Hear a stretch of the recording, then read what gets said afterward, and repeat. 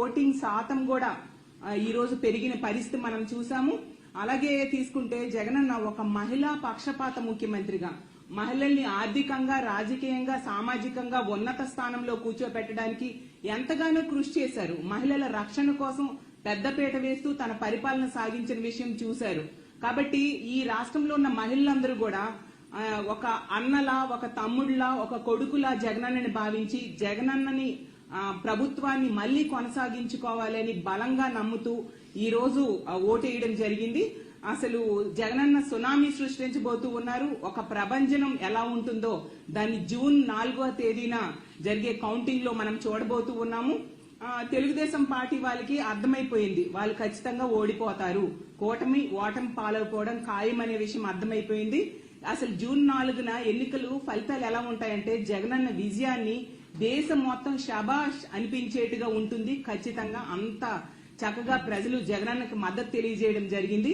అలాగే తీసుకుంటే తెలుగుదేశం పార్టీ వాళ్ళు చంద్రబాబు నాయుడు గారు అయితే అబద్ధ హామీలు ఇచ్చారు, కూటమి కట్టారు. అలాగే పురంధరేశ్వరి గారితో కలిపి ఎస్పీలు మార్చారు, అధికారులు మార్చారు ఎలక్షన్ కమిషన్ తో చెప్పి. అలాగే వాళ్ళ ఎల్లో మీడియా ద్వారా అసత్య ప్రచారాలు చేయడం జరిగింది. వాళ్ళ సోషల్ మీడియాలో తప్పుడు ప్రచారాలు చేయడం జరిగింది. ఎన్ని చేసినా కూడా ప్రజలైతే మాత్రం జగనన్న వెనకే ఉన్నారు. తెలుగుదేశం పార్టీకి ఎవరు ఓట్లు వేయని పరిస్థితి, ఈ కూటమికి ఎవరు ఓట్లు వేయని పరిస్థితి. వన్ సైడ్ గా వైఎస్ఆర్ కాంగ్రెస్ పార్టీకి ఓట్లేశారు. సో అసహనానికి గురైపోతూ ఉన్నారు తెలుగుదేశం పార్టీ నాయకులు గాని, కూటమి నాయకులు గాని.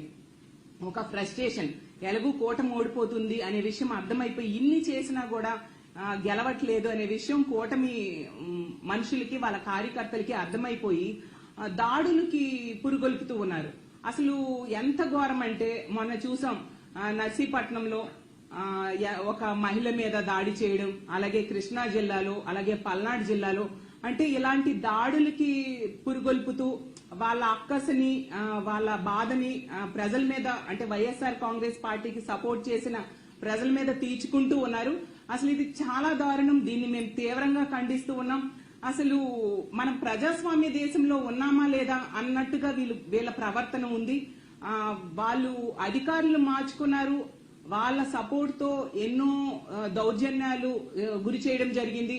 అంటే ఇప్పుడు అంటే ఎలక్షన్ కోడ్ ఉంది, ఎన్నికల కమిషన్ అధికారంలో ఉంది. కాబట్టి ఈ టైంలో ఏమైనా చేసేద్దాం, ప్రజల మీద ఏ దాడులైనా చేసేద్దాం అన్నట్టుగా తెలుగుదేశం పార్టీ వాళ్ళు చేస్తూ ఉన్నారు. దీన్ని ప్రజలు చూస్తూ ఊరుకోరు అనే విషయం గమనించాల్సిందిగా కోరుతున్నాను. మీరు అప్పుడు అధికారంలో ఉండేప్పుడు సరైన పరిపాలన ఇవ్వలేదు కాబట్టే ప్రజలు 19లో మీకు బుద్ధి చెప్పడం జరిగింది. ఈ 24 ఎన్నికల్లో కూడా మీకు ఖచ్చితంగా బుద్ధి చెప్పారు. అసలు తెలుగుదేశం పార్టీ అంటే, టీడీపీ అంటే తెలుగుదేశం పార్టీలా లేదు. ఈ రోజు ప్రజల మీద ఈ దాడులను చూస్తూ ఉంటే తెలుగు డెకాయిడ్స్ పార్టీలా ఉంది అనేసి ప్రజలు అనుకుంటూ ఉన్నారు. ఒక టీడీపీ అంటే తెలుగు దండుపాల్యం పార్టీలా దాడులు చేస్తూ ఉన్నారు. అలాగే టీడీపీ అంటే తెలుగు దుశ్శాసనల పార్టీలా మహిళల మీద దాడి చేస్తూ ఉన్నారు. టీడీపీ అంటే తెలుగు దొంగల పార్టీలా మహిళల తాలూకా బంగారు ఆభరణాలు కూడా ఈ దాడుల్లో దోచేసుకుంటూ ఉన్న పరిస్థితి చూసాం. ఒక టీడీపీ అంటే తెలుగు దుర్మార్గుల పార్టీలా ఈ రోజు బిహేవ్ చేస్తూ చాలా దుర్మార్గంగా వృద్ధుల మీద కూడా దాడులు చేసే పరిస్థితి మనం చూసాము. అలాగే టీడీపీ అంటే టెర్రరిస్ట్ డెకాయిడ్ పార్టీలా బీసీ, ఎస్సీ, ఎస్టీ మైనారిటీల మీద చాలా దారుణంగా దాడులు చేస్తూ ఉన్నారు. మేము చాలా తీవ్రంగా దీన్ని ఖండిస్తూ ఉన్నాము. అసలు మీ ఇళ్లలో ఆడవాళ్ళు ఉండరా? ఇలాంటి పనులే గాని వాళ్ళ మీద జరిగితే మీరు సహించగలరా? మీ అక్క చెల్లెమ్మలకు గనుక ఇలాంటివి జరిగితే ఇది చాలా దారుణం కాదా? ఇప్పుడు తీసుకోండి, నర్సీపట్నంలో అయ్యన్న పాత్రుడు గారి అనుచరులు ఆమె ధర్మసాగరం, నర్సీపట్నం మండలంలో ధర్మసాగరము గ్రామంలో పాలమూరు రాజకుమారి అనే మహిళ, ఆమె వాలంటీర్ గా పనిచేసి ఆమె రిజైన్ చేసేసి వైఎస్ఆర్ కాంగ్రెస్ పార్టీకి సపోర్ట్ చేసింది. జగనన్న వల్ల మేలు పొందింది కాబట్టి సపోర్ట్ చేసింది. అందులో తప్పేముంది? ఇది ప్రజాస్వామ్య దేశం. నచ్చిన పార్టీకి సపోర్ట్ చేసుకోవచ్చు, నచ్చిన వాళ్ళకి ఓటేసుకోవచ్చు. అర్ధరాత్రి ఒంటరి మహిళ మీద ఇంట్లో జొరబడి జుట్టు పట్టుకొని ఈడ్చి చెప్పలేని ప్రదేశాల్లో తంతూ ఆమెకి ఎంతో బాధించి దుర్మార్గంగా బిహేవ్ చేశారు ఈ తెలుగుదేశం పార్టీ వాళ్ళు.